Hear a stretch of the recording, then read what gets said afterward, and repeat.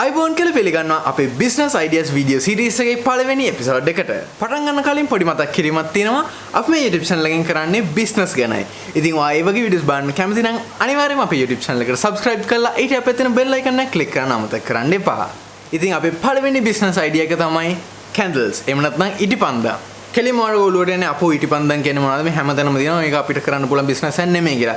හැබැයි මේක නිකන් ඉටිපන්දම් නෙමෙයි. අපි කරන්න යන්නේ scented candles. මේ scented candles කියන්නේ ඉටිපන්දම්ම තමයි. හැබැයි මේකෙන් පිච්චෙද්දි සුවඳක් එනවා. මේ item එකෙන් අර ආලෝකය දෙන එකම නෙමෙයි ප්‍රධානම දේ. මේකෙන් සුවඳ ඒ කියන්නේ ඔයාලට පුළුවන් pleasant smell එකක් එනනම් ප්‍රසන්න සුවඳක් දෙන්න මේකට හොඳ ලොකු සේල් එකක් ගන්න පුළුවන්. අපි සාමාන්‍යයෙන් හොඳ හෝටලයකට ගියාම ඒකේ washrooms ගොඩක් ඒ කියන්නේ සාමාන්‍ය කුරුඳු සුවඳ ඒ වගේ ගොඩක් ප්‍රසන්න සුවඳ වල තමයි එන්නේ. ඒකට ඒගොල්ලෝ ගොඩක් අපි දැකලා තිනවා ඒගොල්ලෝ use කරන මේ scented candles කියන එක. එහෙම නැත්නම් ඒගොල්ලෝ තව ඔය සුවඳ දෙන්න පුළුවන් oils තියෙනවා. ඒ කියන්නේ ඒ ඔයිල් එක මේ බර්න් කරපුවාම ඒකෙනුත් ඔය සුවඳ දෙනවා. දැන් මම හිතනවා ඔයාලට scented candles කියන්නේ මොනවාද කියන එක ගැන හොඳ අවබෝධයක් තියෙනවා කියලා. ඔයාලට ඕනම් පුළුවන් ගිහලා ටග් ගාලා Google එකට ගිහලා search කරලා බලන්න මොකද්ද මේ scented candles කියන්නේ කියලා. ඉතින් 2021 දී scented candles global market එකේ size එක තමයි 1.2 billion dollars. ඒ කියන්නේ ඩොලර් බිලියන එහෙම නැත්නම් ඩොලර් මිලියන 1200ක්. 2027 වෙද්දී එක්ස්පෙක්ටේෂන් එකක් තියෙනවා මේක ඩොලර් බිලියන 1.7ක් කියන්නේ ඩොලර් මිලියන 1700ක් වගේ ලොකු ගානකට. ඒ කියන්නේ ඩොලර් මිලියන 500ක්ම අවුරුදු 6ක් ඇතුළත නැත්නම් 6ක් 7ක් ඇතුළත ඩොලර් මිලියන 500ක් වගේ ලොකු ගේන් එකක් ගනී කියලා එක්ස්පෙක්ටන්සි එකක් තියෙනවා. ඉතින් මේක ඔයාලට ගත්ත හැකි හොඳ අයිඩියා එකක්. මේ මාකට් එක ඉස්සරහට ලොකු ඉල්ලුමක් තියෙන මාකට් එකක් වෙනවා. ඒ කියන්නේ ලංකාවෙත් ලෝකෙ හැමතැනම. ඉතින් දැන් ඔයා මාකට් එකට ආවොත් ඔයාට ලොකු chance එකක් තියෙනවා ඔයාගේ බිස්නස් එක ගොඩාක් දියුණු කරගන්න. දැන් අපි යමු කොහොමද මේක හදන්නේ කියලා කතා කරන්න. දැන් මම මේකේ එක්ස්පර්ට් කෙනෙක් නෙවෙයි. මම කවදාවත් scented candles කියන එක හදලා නැහැ. ඉතින් ඒත් මම රිසර්ච් එක කරලා කොහොමද මේක ඒ කියන්නේ මට දල දහසක් තියෙනවා මේක මොනවද ඒ කියන්නේ මොනවද අවශ්‍ය කරන ingredients ඒ වගේ දේවල්. ඉතින් ඔයාලට පළවෙනිම අවශ්‍ය කරන ingredient එක තමයි wax. එහෙම නැත්නම් ඉටි.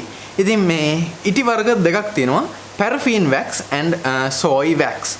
ඉතින් මේ දෙක අතර වෙනස තමයි soy wax කියන එක ගොඩක් environmental friendly.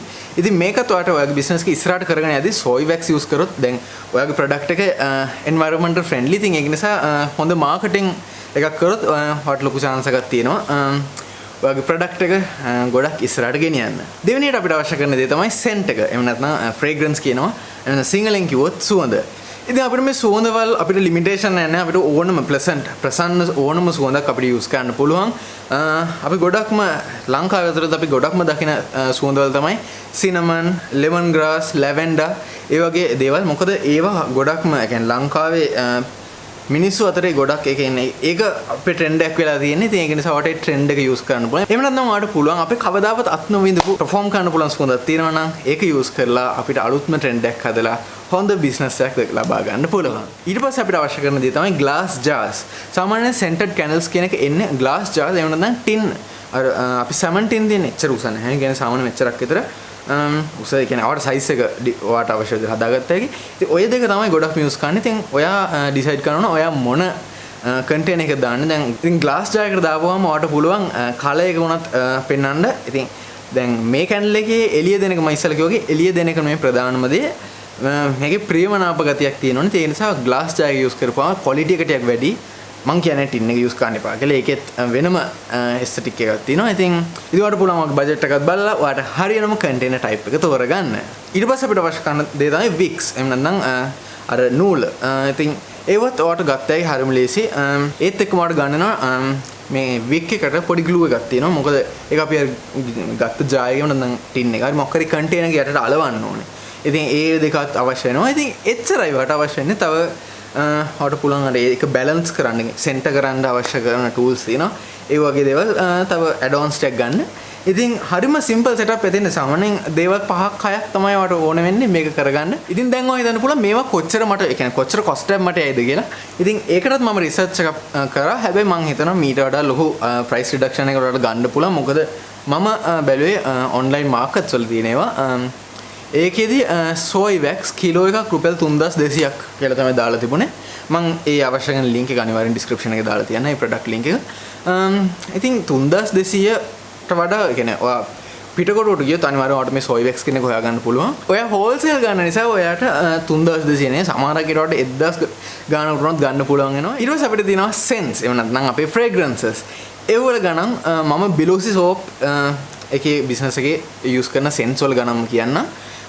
අපි කිලෝ එකක් spring water කියන එකේ කිලෝ එකක් වුණා 7800. ඉතින් මේ ගණන් තිබුණේ 2020 මුලදී. දැන් නම් සාමාන්‍ය ඩබල් වෙලා විතර ඇති. ඩොලර් එකේ වැඩිවීම ඒ වගේ දේවල් එක්ක. ඒ සෙල්ලර්ගේ නම්බර් එක අනිවාර්යෙන් දාලා තියෙනවා ඩිස්ක්‍රිප්ෂන් බොක්ස් එකේ. ඉතින් ඒ සෙල්ලර්ගෙන් ඔයාලට පුළුවන් රීටේල් එහෙම නැත්නම් පොඩි ක්වොන්ටිටිස් එහෙම නැත්නම් හෝල්සේල්. ඉතින් ඒ දෙකම ඔයාලට ගන්න පුළුවන්. ඉතින් ඒ නිසා ඔයාලා අනිවාර්යයෙන්ම ඒ සෙල්ලර්ට කෝල් කරලා බලන්න. එහෙම නැත්නම් තව ඕන තරම් තැන් තියෙනවා. ඔයාලට පුළුවන් ඒ තැනොත් කන්ටැක්ට් කරලා බලන්න. ඉතින් ඔය glass jars, wicks glue ඔය වගේ දේවල් වලට ඒවල prices මට online මත හොයාගන්න බැරුව ගියා. ඒ වලට අනිවාර්යයෙන්ම කෝල් එකක් දීලා ඒ විකුණන තැන් වලට ඒ වලින් හොයාගන්න පුළුවන්. ඒත් ඒ වල මහ ලොකු වියදමක් කියන්නේ නැහැ. ඉතින් ඒව ගැන එච්චර ලොකු එකක් වෙනව නෑ. අර දෙකට තමයි සාමාන්‍ය වියදමක් කියන්නේ. glass jars වලට සමහරක් විට වියදමක් යන්න පුළුවන්. මොකද ඒක වීදුරු නිසා. ඊට පස්සේ මම කැන්ඩල් එකක් හදන්න ග්‍රෑම් 100ක කැන්ඩල් එකක් හදන්න යන cost එක estimate එක. කියන්නේ cost estimate එකක් කරලා බැලුවා. ඔයාලට රුපියල් 500ක විතර වියදමක් යනවා. මීටර් අඩු වෙන්නත් පුළුවන්. තව වැඩි වෙන්නත් පුළුවන්. මොකද මේ ඩොලර් prices මේ වෙනවා. ඉතින් ඒවත් එක්ක සාමාන්‍යවට දල වශයෙන් අයිඩියා එකක් තියාගත්තා. මට 500ක් 400 500ක් අතර වගේ ගාණක් යනවා කියලා. ඉතින් මට මීට වඩා accurate cost estimate එකක් ගන්න පුළුවන් වුණොත් ඒකත් මම අනිවාර්යයෙන්ම description box එකේ දාලා තියන්නම්. ඉතින් දැන් මම හිතනවා ඉතින් මම කොහෙද මේවා විකුණන්නේ කියලා. ඉතින් මම පොඩි market research එකක් කරලා බලුවා කොහෙද මේ scented candles කියනවා වැඩියෙන්ම විකුණන්නේ කියලා. මට හොයාගන්න හම්බුනේ කොළඹ district එකේ තමයි වැඩියෙන්ම scented candles විකිනෙන්නේ කියලා. ඉතින් ඒ නිසා වඩ පුළුවන් කොළඹ ටාගට් කරන්න. මං කියන්නේ කොළඹ විතර ටාගට් කරන්න කියලා. රටේ තව තැන් ගොඩක් තියෙන්න පුළුවන්. ඉතින් වඩ පුළුවන් අනිත් ලොකේෂන්ස් උත් රිසර්ච් එකක් කරලා ඒ අදාළ ඔඩියන්ස් එකට හරියටම මාකට් කරන්න. ඔයාලට තවත් මේක විකුණන්න පුළුවන් තැනක් තමයි hotels. දැන් ගොඩක් hotels වලදී මේ scented candles කියන එක දැන් ලංකාවේ ඇවිල්ලා තියෙනවා.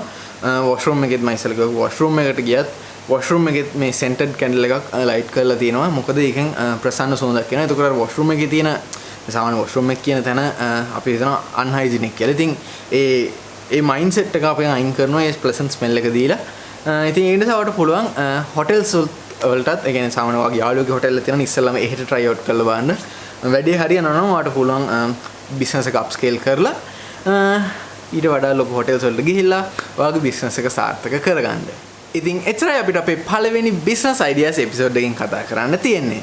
මේ වීඩියෝ එක බලලා කවුරු ඉන්ස්පයර් වෙලා scented candles business එක පටන් ගත්තොත් අනිවාර්යයෙන්ම මට contact කරලා මට දැනුවත් කරන්න. මොකද ඒක මට ලොකු සතුටක් වෙනවා. මොකද මගේ වීඩියෝ එකකින් වෙන කෙනෙක් ඉන්ස්පයර් වෙලා එයාගේ business එකක් කරගන්නවා නම් ඒක මට ගොඩාක් ලොකු සතුටක්. මේ වීඩියෝ එකේ මම කියපු data එහෙම නැත්නම් information වල මොකක්ද update එකක් තියෙනවා නම් ඒ කියන්නේ මම තව මොකක්ද දෙයක් මට හොයාගන්න පුළුවන් වුණොත් මම අනිවාර්යයෙන් මේක description box එකේ update කරන්න. ඒ වගේම තමයි ඔයාලට මේ වීඩියෝ එකේ කතා කරපු දේවල් එහෙම නැත්නම් ඔයාලට තව මොනවා හරි දැනගන්න දෙයක් තියෙනවා නම් මොනවා ප්‍රශ්නයක් තියෙනවා නම් අනිවාර්යයෙන්ම comment section එක use කරන්න. ඒ වෙනනම් ඔයාලට පුළුවන් අපේ Biloxi Instagram account එක use කරලා මාව contact කරගන්න. ඔයා මේ වීඩියෝ එකෙන් මොන හරි අලුත් දෙයක් ඉගෙන ගත්තා නම් අනිවාර්යයෙන්ම මේ වීඩියෝ එකට like එකක් දාන්න. තවත් කෙනෙකුට වැදගත් වෙයි කියලා හිතනවා නම් අනිවාර්යයෙන්ම මේ වීඩියෝ එක share කරන්න. මම මේ වීඩියෝ එකේ මුලදී කිව්වා වගේ අපි මේ YouTube channel එකෙන් කරන්නේ businesses ගැනයි.